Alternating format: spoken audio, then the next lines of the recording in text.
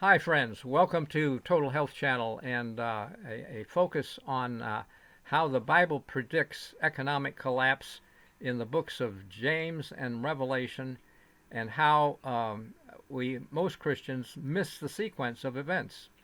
And I just was listening to a popular TV preacher from a Hope channel, and I'm just saying we all hope in God and in Scripture, but times are very serious and impending. And I want to reveal to you through Scripture, because God says He won't do anything without revealing it. And in the that's Amos 3:7, and the next verse is about a lion's roar. Well, Christ is the Lion of Judah, and when He roars, the heavens and earth are going to shake. And that's what's going to bring the economic collapse that I'm seeing in the book of James and the book of Revelation. How is that so? Well, in Revelation 8th chapter, verse 5, it says there is an earthquake, okay? And the seven angels with the seven trumpets prepare to sound, and when the first angel sounds, all the green grass burns up on the earth. Well, if that's true, uh, and all the grass burned up, we would be finished if it were literal. But I believe it's a spiritual application seen in the book of James. In James 1:9-11, it likens grass to rich men. For as the flower of the grass, so shall the rich man fade. And that's what happened in Egypt when God attacked the gods of Egypt. They worshiped the Nile. Nile turned to blood. Okay, we worship money. Money's got to go. And it will go after the earthquake, which introduces the time of judgment, the end time period. We see it uh, also in Zechariah 14th chapter, when the day of the Lord comes and Muslims are going to take the city of Jerusalem, houses rifled, women ravished, half the city goes into captivity. But then the Lord goes forth to fight, and it says in Joel 3:16, the Lord will roar from Jerusalem, the heavens and earth will shake. Now that's one big earthquake, and we can get a better idea also in Isaiah, the second chapter. Again, it's day of the Lord in verse 12, but if you flip verse 12 to 21, it's God will shake terribly the earth. So big earthquake, heavens and earth shake terribly the earth, and I believe we will be moving from that earthquake that I believe is late May of this year toward an economic collapse, which will happen in the seventh Jewish month, starting in the Tishri is the seventh month, counted from Passover in the spring. So that would be September, October, something like that, on the Rosh Hashanah, the first day of the seventh month.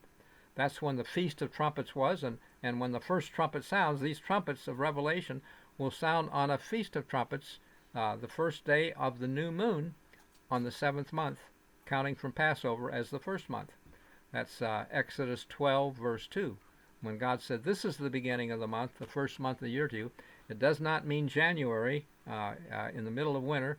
The papal calendar, I thought things would happen last spring, but the idea is when I missed it, I realized that God's calendar starts in the spring and goes till this coming spring.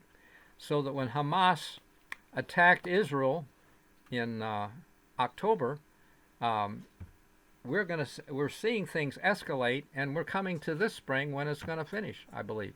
That's how it goes, in my opinion.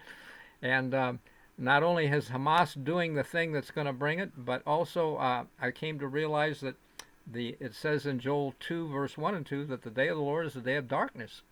And if you were to Google dark day, it happened in May 19, 1780. Unexplainably dark. New Englanders thought that Christ was coming because of that scripture about being a day of darkness. But it was repeated 200 years later to the very day in May 19, 1980. Mount St. Helens erupted and put ash into the sky, and overnight the wind carried the ash to darken 3 states in the northwest, just like the first dark day was northeast. This is northwest, and it was on anniversary date, 200th anniversary, May 19, 1980. Well, why? What's the big deal? Clearly, only God could do the original dark day, and I think that nobody has the power to cause the volcano to erupt. But on the anniversary date, it must be God marking May 19, I think. And I believe that it's not just I believe. I've researched this. I've looked at NASA, and this year, May 19 has biblical timing that's unique because it falls on the 10th day, counting from the new moon crescent in the middle of the month. It's actually May 9, the evening. That evening and the next day are the new moon day. And you count to 10, it is the 19th day when I believe it will be a dark day. Again, okay, unique because it's the same day that Noah entered the ark. Christ said, "No man knows the day or hour, but as the days of Noah." Okay, and so we need to understand how, as the days of Noah, it was the day Noah entered the ark into safety.